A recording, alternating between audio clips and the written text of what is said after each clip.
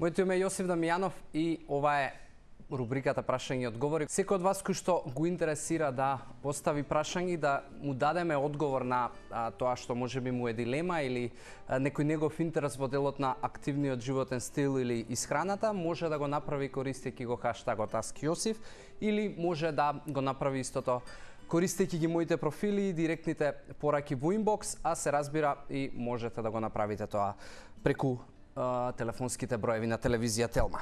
Доаѓа од Весна и прашува: Јосиф, како во повозрастните години да си одржувам килажата? Ништо немам променето во исхраната, но осеќам дека килажата и обемот одат нагоре. Весна, супер ти е прашањето и генерално она што можеби не си запозната со текот на годините, особено 40-та година, особено па после 50-та година, настанува постепено губење на мускулната маса и тоа е се позабрзано како одат годините.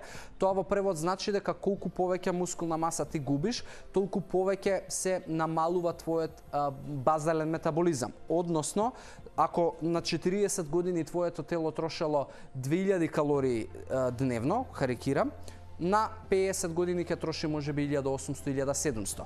И ти без да ги промениш навиките во исхраната, тоа значи дека ќе покачуваш килажа.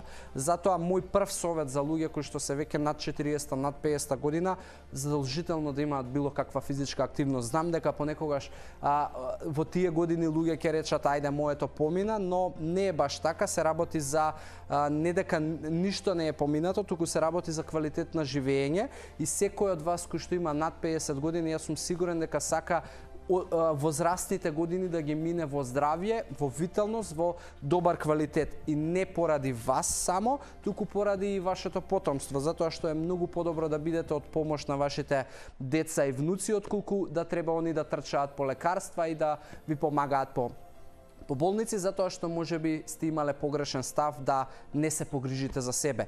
Така да на прво место физичката активност, и исхраната добра секако треба да биде во ред. Физичка активност подразбира и макар и пешачење. Значи не мора да биде не знам што, нека биде континуирано секој ден барем по половина час до час.